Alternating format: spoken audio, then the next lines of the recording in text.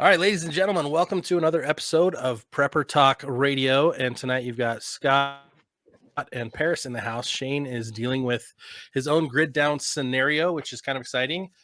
Internet's down in his entire city today. So he'll join us on the next episode, but we've got a special guest tonight that if you've been a fan of the show, we've talked about him probably 15, 30, 80, maybe 100 times. We love the Going Home series. Chris Weatherman, aka Angery American, is our special guest tonight.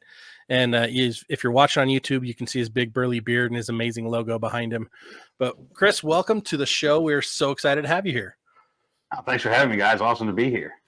Oh, it's our pleasure. Now you're doing kind of a book tour right now because you just launched book number 12 of the survival series. And Morgan's still alive. He's well. Well, I shouldn't say well. Nothing's ever well. Not too many spoilers now. He's never. What's the word? Content. Let's say that. Morgan's never content. So. Well, we're excited to see it. I'm a little behind. I'm on book 7, and Paris has started the series. And the thing for you guys listening, the thing I've got to say that's the most impressive to me is whenever I'm reading a series, most authors will go and they'll dig in and they'll really find out, okay, how do I do this? And how do I explain it in the book to make sense in sort of an educational way? And you do that with prepping on every little thing that they do in the book. You're like, oh, and here's how you can process, for example, cattails, right? Out in the wood. Here's how you eat them. Here's how you get the starch out of it and how you can make food. And in one of the earlier books, talking about how you can use pigs to remove unwanted individuals, remains, et cetera, et cetera. Nature's garbage disposal. Yeah. And it's fantastic as you go through the science of it and explain it in layman's terms for all of us readers so that we're not just reading a book that's engaging, but I'm actually learning as I read. And that, I think, for me is a double win. Yeah, I like to think of it as like fact. But that's the thing that really got me interested in you. Yeah, given the entertainment side, obviously that's a given. But if you can throw those little nuggets in there that can teach people something or kindle an idea in their head that makes them go and learn more about something that was mentioned there, that might possibly make a difference for them someday. That's fantastic. I love putting that kind of stuff in there. And I go to great effort to try to find ways to do it too. So it's not that easy to just always work something like that in there. But it's fun to do. Yeah, it's funny because I'll read other books and I'm like, what are you trying to do here? And like it doesn't make sense, and they'll magically come to a solution. And yours actually gets a little more gritty than most, which I appreciate because I feel like it's more honest. Yeah, you outline the problems a little better than most of the other ones I've ever read. So I appreciate that. Well, thanks. Realism and when I wrote Going Home, it was a thought experiment for me. I spent a lot of time in hotels because of my job, and boredom drove me to start writing that story just for my own entertainment. And it was a lot of what if, and that was the whole reason it got started. And then it just I did not expect it to do what it did. It took on a life of its own, and now it's become this whole thing that never even dreamed of. So now you're 12 books in. Do you have plans to go to a certain number, or what's the goal? Well, I get asked that a lot, and I've always told everybody, as long as I like writing them and you like reading them, we'll kind of keep going. But I think everything's got to come to an end. And so right now, I've started thinking maybe around 20.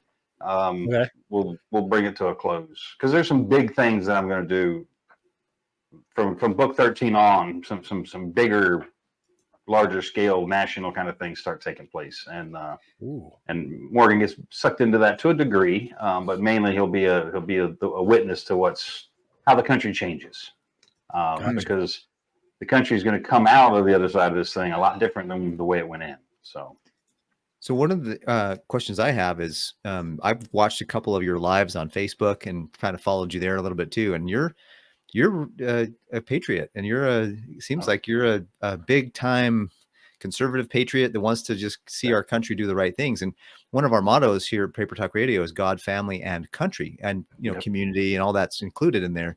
And Yeah. so I'm kind of excited to hear about why Angry American. Like where did that come from? Well, that was so I wrote Going Home on a survival forum. They had a fiction section where lots of folks wrote stories, and one night I was reading them, and some of them were good, some of them were okay, and some of them were really bad. And I went, "What the hell? I'm going to start writing one." And that was just my screen name on that forum. Oh, nice. It's just a username. And when it finally when I went to publish it, which I resisted that, it was the people on that forum that really, bullied me literally. And thank you for doing it, guys. Into publishing that book, no one knew my name, so I couldn't put it out under my name. I had to put it out under my username. And awesome. The first edition which was actually hardback and paperback, has Angery American on the front of it. But when Penguin Books picked it up, they're like, "Yeah, we're not putting that on the cover of a book. You got to come up with something else." So I was just like, "All right, how about A American? Let's just do that." And they're like, "That's fine. We'll go with that one." And I went, "Cool, I'm good. Let's do it."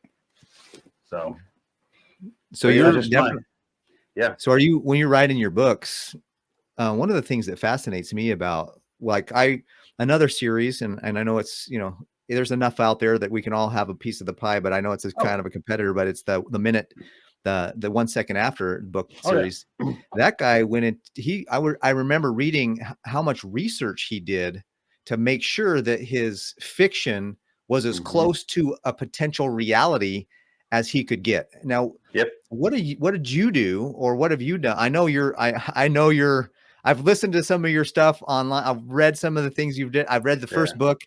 So I know you did a lot of research, but tell us a little bit about what did you go into? Did you talk to some political people? Did you talk to some military people? I mean, did you get some insights that, stuff you couldn't write in the book that you kind of just alluded to? Or tell us a little bit about some of the things you learned as you really did the research for this series.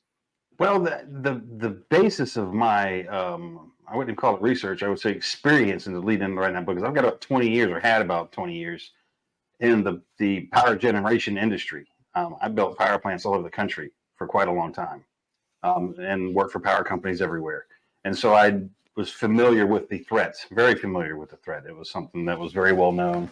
And at the time I wrote this, it was like 2010, 1 second after it was out, and I had read it. But that was really the only other book that was out there at the moment. I mean, Patriots was there too, but really 1 second after.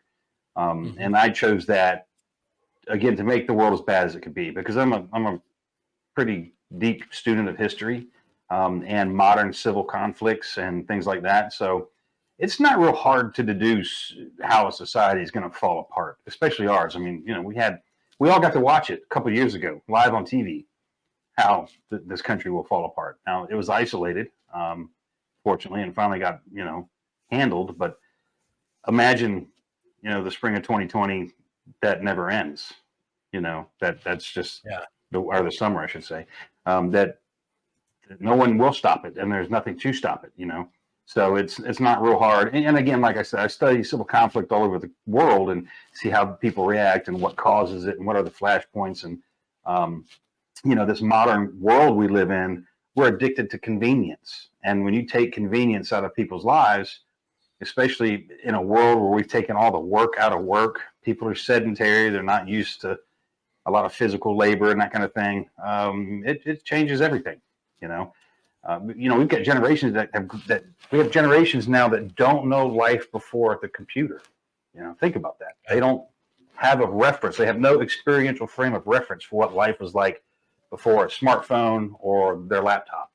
So it's going to be a very rude awakening in this country when something does happen, and something will. It's just, it could be another solar flare. It could be a cyber attack. It could be an EMP, low probability in my opinion, cyber attack being the highest, but something will bring it down. Well, Klaus Schwab said that the greatest threat to us next is a cyber attack of some kind. And when you got the World Economic Forum, those of us who've been awake for a little bit, we were like, those are the guys that are actually running this thing. If you if you aren't paying attention, pay attention to those guys from now on, because they're revealing what they're about to do often. They always do. In a form of, our biggest threat's going to be the following. Yeah, that's because you're planning it, you jack. anyways, Yeah, a few weeks ago we had a DHS representative go do a press conference where they say we fully anticipate a catastrophic black swan event this year. Oh, that's convenient. WEF also says they're expecting disease X, which there's some symmetry to that one, Timmy. I think there might be some messaging there. I think they're taking a shot at Elon Musk acquiring Twitter by calling it disease X. Personally, just my idea, because we know that they're not fans of his. But yeah, they're telegraphing what they're going to do. So it's not real hard to see the writing on the wall because it's literally written on the wall for you. yeah, exactly. Absolutely. Well, it's funny too, because like lately in the news, they've been talking more and more about the infrastructure and how dangerous it is because China is actively attacking cyber attacks on our infrastructure, on our power stations and substations. So it's interesting because this is something we've all been aware of since we woke up, right? Since everybody woke up, and you, the listener, since you woke up, you this is something that you've come across, and you're like, oh, okay, that's real. What are you telling your audience to do right now in preparation or anticipation of these cyber attacks and power outages in their areas? The number one thing that I'm actually, and I've said this often recently, I'm telling people is learn to start getting comfortable with being uncomfortable. Number one, first thing first. We live in a conditioned world. Everywhere you go, all the air is conditioned, hot, cold, whatever. It's conditioned air. And we've got to start getting comfortable with being uncomfortable again, because when the power goes down at times, it may go down for a little while, but a cyber attack could take it out for quite some time. If they manage to destroy infrastructure like transformers, in particular, the roughly dozen of the most critical ones in the country, if they were to destroy those, it would take us years to get the power back on. Those transformers are not made in this country, and the lead time right now is like 5 years. Wait to get one. So be prepared to figure out what you need to survive, which is fairly basic, right? It's always going to be water, shelter, fire, which I call energy, food, security, medical. That's what you need to survive. So figure out how to do those things without electricity. Backup power, things would be good. If you can get a solar system, that kind of thing, or, companies like EcoFlow, Jackery that make rechargeable units, you can get some power, because some power, when there is no power, even a little is a lot. So start finding ways to have some backup power around, and focus on your water, number one, because if you don't have water, you're going to leave where you are and go to water. So if you're on city water, be prepared to have a place to go where there is water. Otherwise, you're not going to be able to stay there. You just physically won't be able to. So water treatment plants and all that will stop functioning, and water towers will be dry in no time, and there's going to be millions of people across this country with nothing to drink. So it's going to be an epic problem. That's going to be a huge problem. In your research, did you find information about, like, for example, let's say that today something happened. What would be a timeline, a realistic timeline of, within a week, certain people are like have no food left and there's riots, or within a month, all the people on medicine are dead. Like, have you had any of those kind of things that you can? Well, I mean, we've all heard the numbers on a lot of that stuff, but let's just look at the current state of our society. If the power goes out in any major metropolitan area, it'll be anarchy within 24 hours. That's just a fact. It happened a few years ago in New York when they had the blackout, and within 24 hours there was looting. Look at the state of the country, the way that the vehemency, the hate that's being spewed across the lines, to all the fractures, and there are people that are waiting for that opportunity. So not only when the lights go out are they going to go out and start looting and stealing the flat screen TVs and shit that they'll never be able to watch, they're going to be out. Some are ready and prepared to be out settling scores. That's going to happen. That's just going to be a fact of life. And I give it 24 to 36 hours tops. The other side of it is the information vacuum. Is all the power out? And is there no information? It'll happen even sooner than probably. If the internet is still up and people can still access things like on their phone, because there's diesel generators keeping cell towers up, it might take a little bit longer. But if everything goes down, I give it 24 hours tops before it's, utter lawlessness. In the urban areas, it'll take a little longer in the rural areas. Things get hot, and that'll be case specific depending on the region you live in. But population density is not your friend. Yep. Seriously. That's where a lot of these people, there's a lot of people out there that are talking. I've even had some, people that aren't necessarily preppers, but they're famous speakers and business people. They're talking about what's going on and talking about being prepared. And I've even had some people that I wouldn't even consider talk about food storage and other things. But this one guy got on, he's like, you know what? I'm going to get some guns and some ammo, and I'm going to go get all those guys with food storage, and I'm going to get my food storage that way. It's like, if people are talking about it, trust me, when it comes push to shove, they're going to start acting about it. And that's one of the things I think we need to start, like you mentioned, the 5 things. One of them is security. You've got to be cognizant of what you're doing to secure yourself and your stuff. Yeah. And the people that think that way, initially there's going to be a lot of those folks. Attrition is going to be pretty high on them because they've got to kick doors for a living, and the guys inside have only got to hit you once. You might be able to get them out of there, kill everybody, get all their stuff, but you're going to be losing people along the way. 6 months into the event, the guys that are still doing that are going to be very dangerous because they're going to know what they're doing. They're going to be extremely seasoned and professional at what they're doing. But yes, some people actually believe that way. That I've got guns, I'll take what I want. Well, people that have the stuff have guns, and they're going to try to keep it. So that's a really bad plan. If you're swapping lead every day in the streets, your life expectancy is not very long in that world. It's just not. And the reality is it's a lot easier to fortify a home for maintaining it than it is to go out on the street.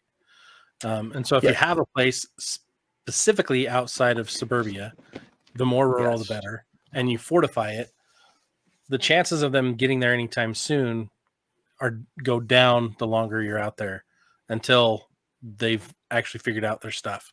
And hopefully by then you'll have fortified some more. Well, and two, the fight should never be happening on your doorstep. Defense is a thing in layers. If I'm shooting out of the windows of my house, the bad guys, things are pretty bad, because they should have been stopped a mile away. We should have known they were coming and dealt with them. There's a lot of tools at our disposal these days. Drones are cheap. If the Ukraine war has taught us anything, it is that a Mavic drone is a force multiplier that is hard to reckon with. They're hard to hide from. I think you can, but they're hard to hide from. Thermal drones, they're out there too, and they're not terribly expensive. Even harder to hide from. So now you can project your force even farther, because what you need is time. Time is what we always want. So if the bad guys are coming, I want as much time to my advantage. Are they 5 minutes away or are they an hour away? That makes a big difference. So defense in depth and defense in layers. You need to have concentric rings of defense, and the last thing you want is to be fighting on your doorstep. And I know when people are like, well, there's no way I can do that. Well, start trying, because it very well may be a reality that you're living someday. And you're going to wish you'd have taken a little bit of time and thought this stuff out. So what would you recommend as far as training? I mean, everyone has different ideas of what people should be focusing on training outside of basic fitness and understanding of how to get and process water, get and process food. Mm-hmm. Like, what are some of the big things you think that people need to be training on and they're not?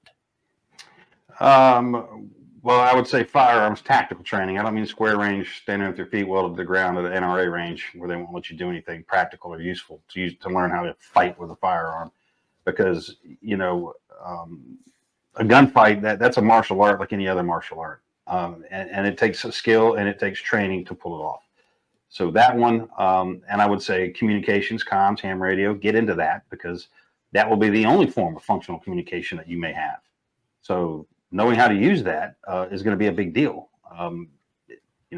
If cell phones can be turned off, the internet can be turned off, everything can be turned off except ham radio. You can't turn that off.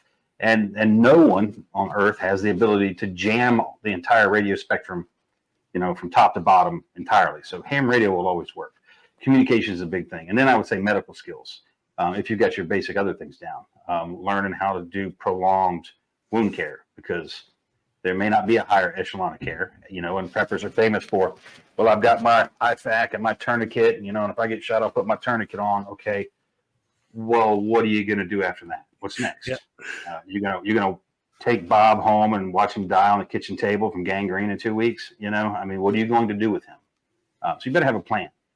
So getting some advanced medical treatment or skills and materials too. People underestimate the amount of just the sheer amount of bandaging material alone, gauze and bandages and that kind of stuff it takes. Let's just say you were chopping wood for the fire to cook dinner with, and the axe slipped and you buried it in your shin. Okay, that's a wound that's going to take weeks to heal, and that dressing needs to be changed at least once and maybe even twice a day. So just think of how much gauze and bandaging that is. So people underestimate that dramatically, I think, and no one has enough of it, in my opinion. I have enough, in my opinion. So well, we've been fortunate enough to stockpile quite a bit, but that is my biggest worry, is not having enough. I'm less worried about food than I am about medical supplies, and that's been led mostly by my wife, who's more worried less about the gauze and the bandages and more about the medicines. But I'm like, we've got to fill both those gaps. And I think you're absolutely right. That's one of the biggest gaps. It's okay, you get injured, then what? What's the plan after? There is no 911. Yeah. What are you doing? You could stop the bleeding, but the infection that comes or potentially that could come is where you really are going to be in trouble. Yeah.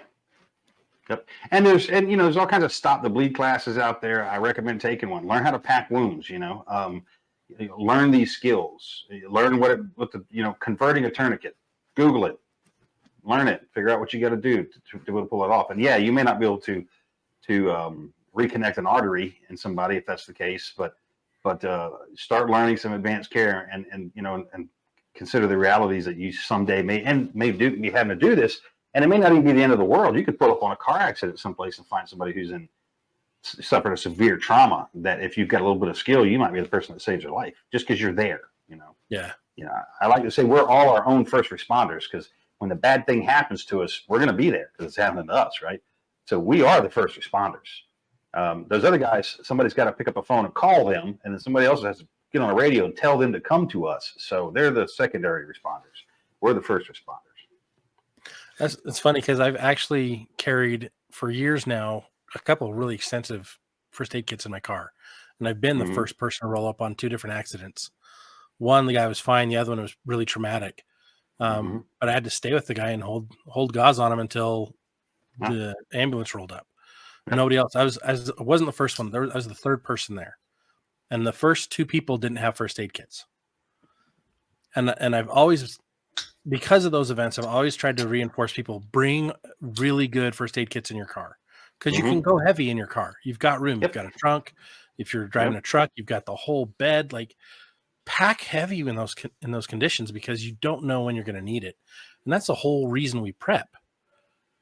Right. So we can be of service when service is needed.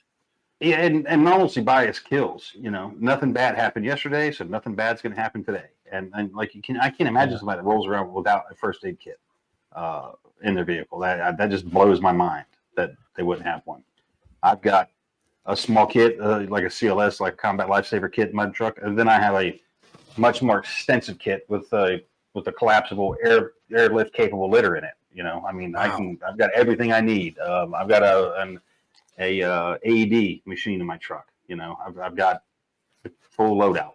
So that's awesome. You stay ready, you ain't got to get ready. You know what I'm saying? You stay ready, you ain't got to get ready. So. Well, Chris, I am, along those lines, one of the reasons why I think your books are so powerful is because you write them from a place of moral authority. Like, you live a prepper's lifestyle. You've done the things that Morgan's doing, some in many cases. Yeah. So my question is, as you're writing, have you ever had, like, where you're writing something about what's going to happen, where you had a revelation and you're like, oh my gosh, I need to do this for myself, or vice versa, where you're like, man, I just needed to do this. I better write about that. you know? When I was writing Going Home, Mortgage Trek Home, I did not own night vision at the time. And so I did a little research on that, and picked a fairly inexpensive unit that I could have afforded at the time. And that's what I used in the book. Now, I have night vision now.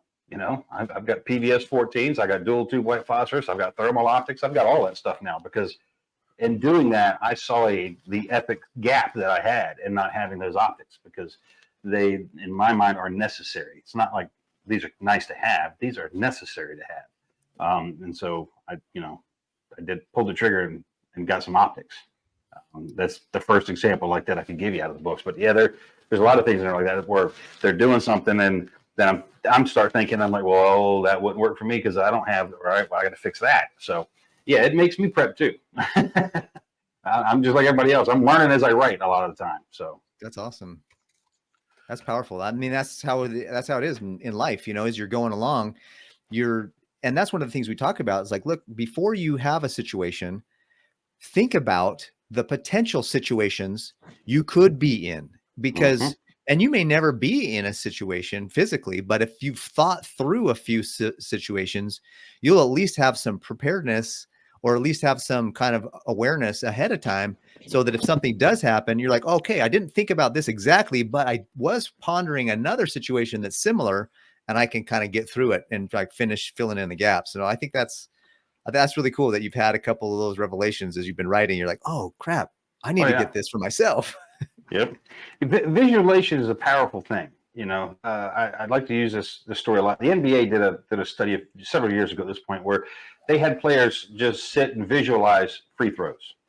And like the average player's free throw percentage went up like 30% just through visualization. And I try to tell people all the time, you can do that for yourself too. Imagine how you would respond to different scenarios, be it, walking in the kitchen and finding the stove on fire, or getting someone jumping you while you're pumping gas in your car, or whatever the case may be. But it gets your brain working, and the moment you find yourself in the situation, you're not going to hesitate as long. You will start to move faster. You won't be stuck in that freeze moment. Fight or flight. Everybody says, well, freeze is in the middle of that, and that's what a lot of people do. Because you'll have already kind of war gamed the scenario in your head, and you'll know that I got to do something, and I got to do it now, and you'll get moving. Because usually that's the most critical thing, is responding to whatever the hell's going on around you as fast as you can. That's interesting. Response versus reaction. Like, most people react when something bad happens, and they react poorly because they haven't planned a response.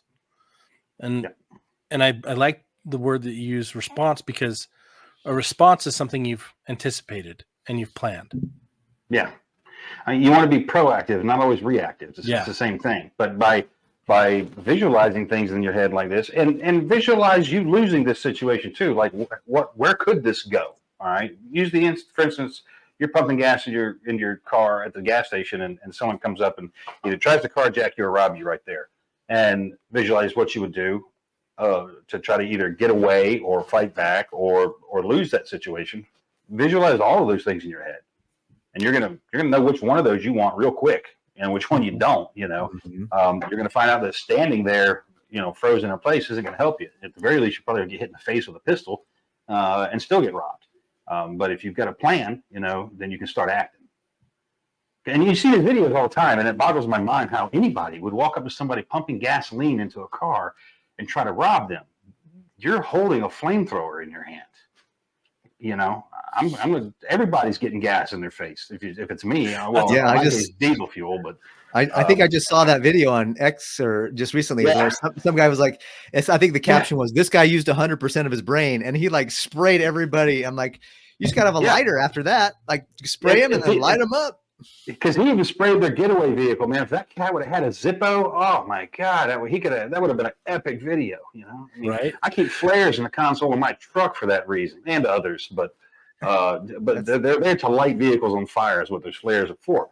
But mainly in case I ever have to abandon mine in a grid down scenario. If I have to abandon my vehicle, I'm going to get what I need out of it that I can carry, and a flare goes in the cab when I walk away. I'm not leaving it for nobody else. Not what I towed around. So that's awesome. That's fantastic. Well, I know you've got kids, and I keep thinking they're the same age as when you started your books. But they're all grown up. I mean, it's been 12 years since you started. So are they all moved out and living on their own and prepping themselves as well, or what's going on there? Finally, a little bit, just recently moved out. Her and her boyfriend have a place. So they moved in the middle of nowhere too, which really surprised me. But yeah, so they're all grown up. A little bit's 19 now. She's 7 in the book still, and I still have to write her like that. But yeah, she's 19 years old now. and she just moved out. So now it's just me and Mel at home, and we're really enjoying having the house to ourselves. We're planning a kitchen remodel. We're going to be redoing both bathrooms and some other stuff, and we're going to enjoy being here for just the two of us. When we're here, I mean, we travel a lot too, but when we're here, we enjoy being here, just the two of us. So it's nice. You mentioned you travel a lot. What are some things that you're seeing around the country? If it's within the country that you're traveling, what are some things you're seeing around the country that that we could share? Hey, these are some things that I'm seeing, whether it's political, economic, or other. What are you seeing out there that we can kind of that we need to be aware of, or at least what can you share with us? The biggest thing that comes to mind is the current political warfare taking place in this country, and people don't realize that we are in a few years ago I was calling it a low level insurgency. Now it's no longer low level. We're in a very about to go hot insurgency. So we're right on the cusp of that warm hot range. Definitely a dark orange instead of red, but it's close. And the progressive Marxist communists of this country, I don't say Democrats because I don't have a problem with good old blue blood Democrats. They're not bad folks. These progressives, this modern era of paste eating window lickers that are ruining our country for the rest of us, they're intelligent and they're smart. And what they're doing is they're exporting their politics from those blue states into the red ones and taking over the city centers. You see it everywhere. Okay. Mm-hmm. That to me is a great threat.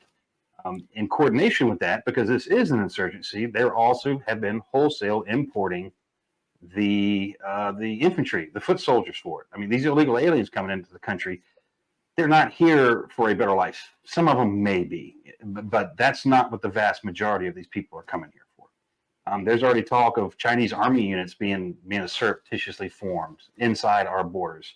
You guys remember the Chinese police station that was busted a couple of years ago here.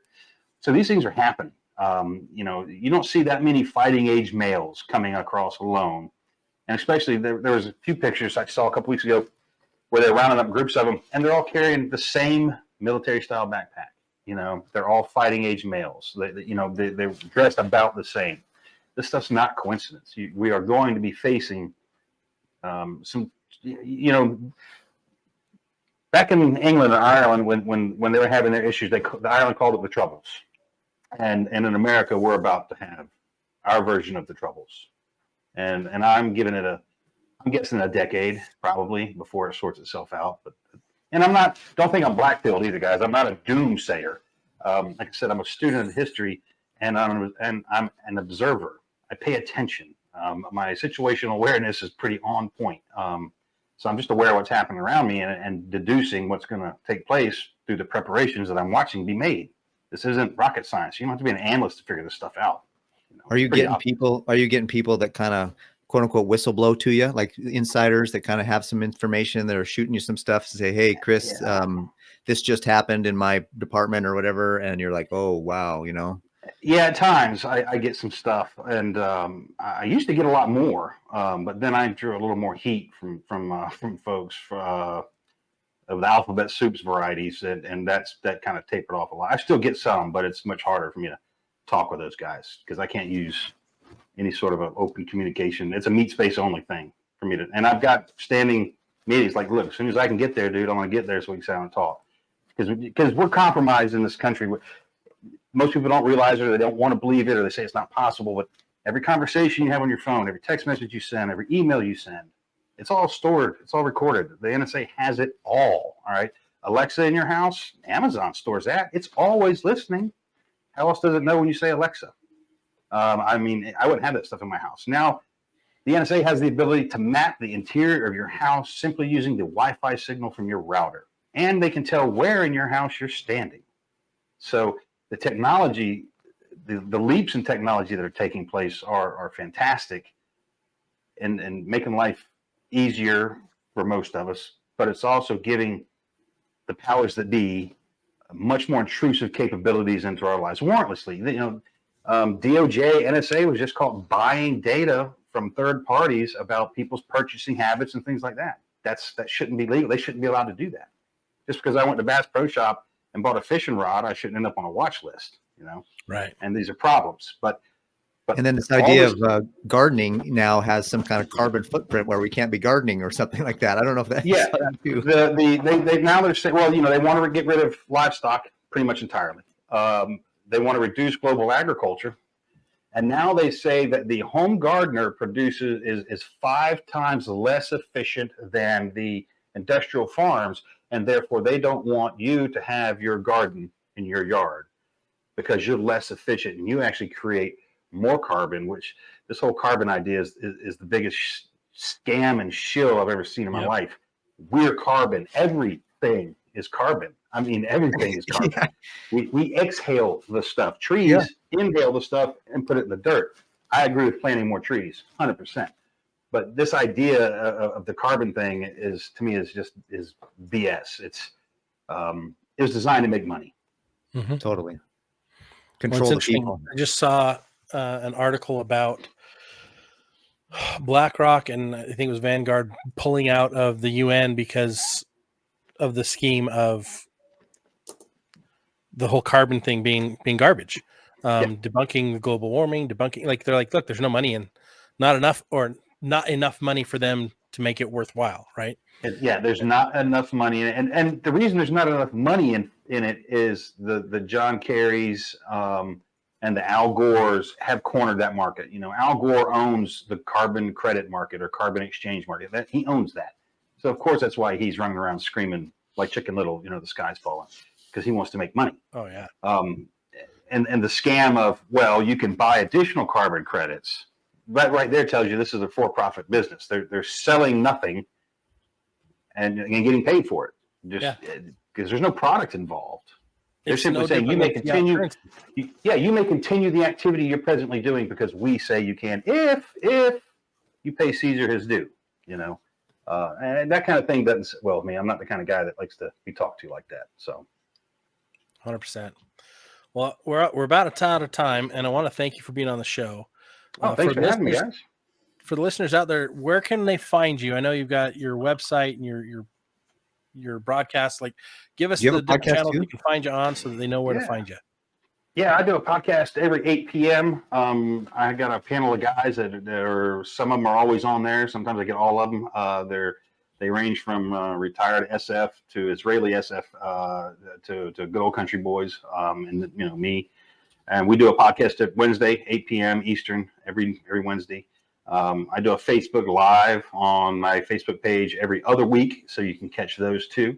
And then I do a lot of shows like you guys here. I go on other folks' shows a lot to talk and hit events. We've got Kentucky Sustainable Living coming up in March and up in Bowling Green, and then we got the Bushcraft Survival Kentucky one also in Eastern Kentucky, and I never can remember the name of that thing. But that's in March also, and I'll be at the SOE event down in Camden, Tennessee in April.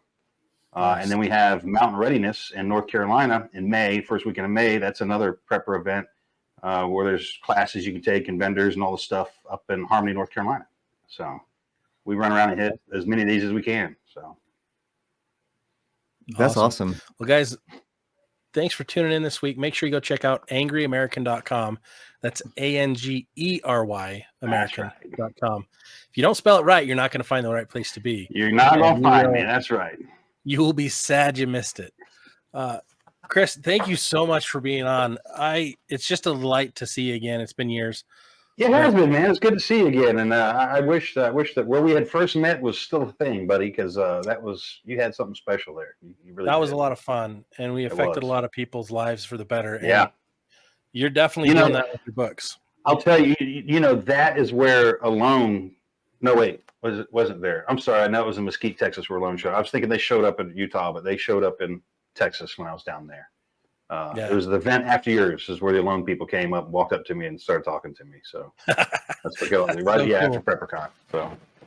Well, I'm glad we met, and thank you so much for taking time. I know you're a busy man. Thanks for being on our show this week, and we'd love to have you back sometime in the next little while, and just keep going.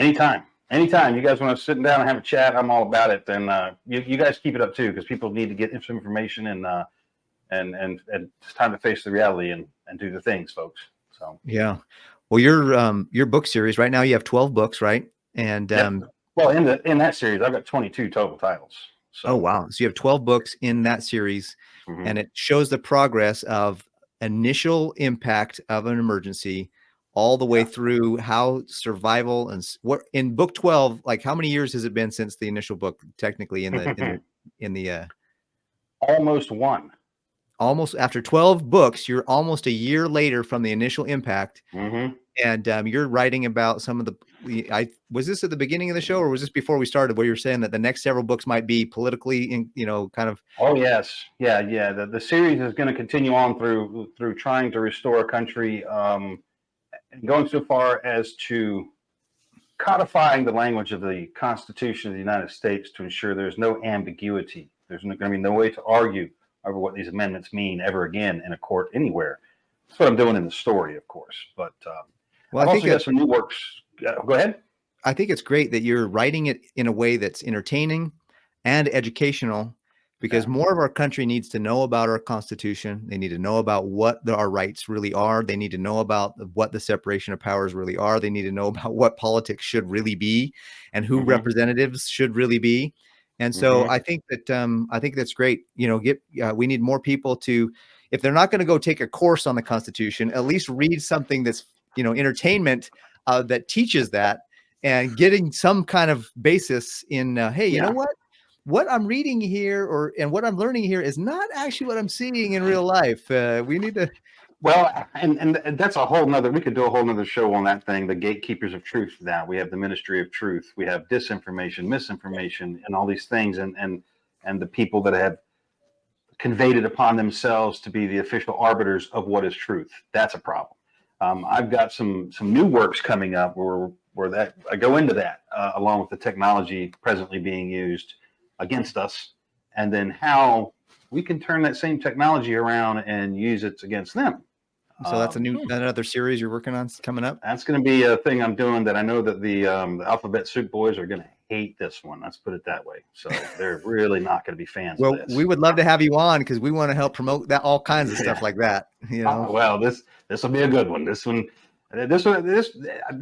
might make some noise in places like where they're going to talk a lot bad about it, because there's we got a whole building up here in Utah, up at the NSA building over there off of outside of Lehi, Utah. So data collection centers, fusion centers. So they're not going to be a fan of this because to motivate, it's not hard for a motivated individual with the tools that are available on the market today. You would be amazed at some of the things that you can accomplish, the things that you can do. Awesome.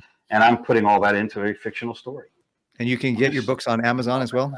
Absolutely. Yep. You can get them on Amazon. You can go to AngeryAmerican.com if you want signed copies. They're up there, plus other merch, swag, goodies like that. But Amazon's the best place to buy them for sure.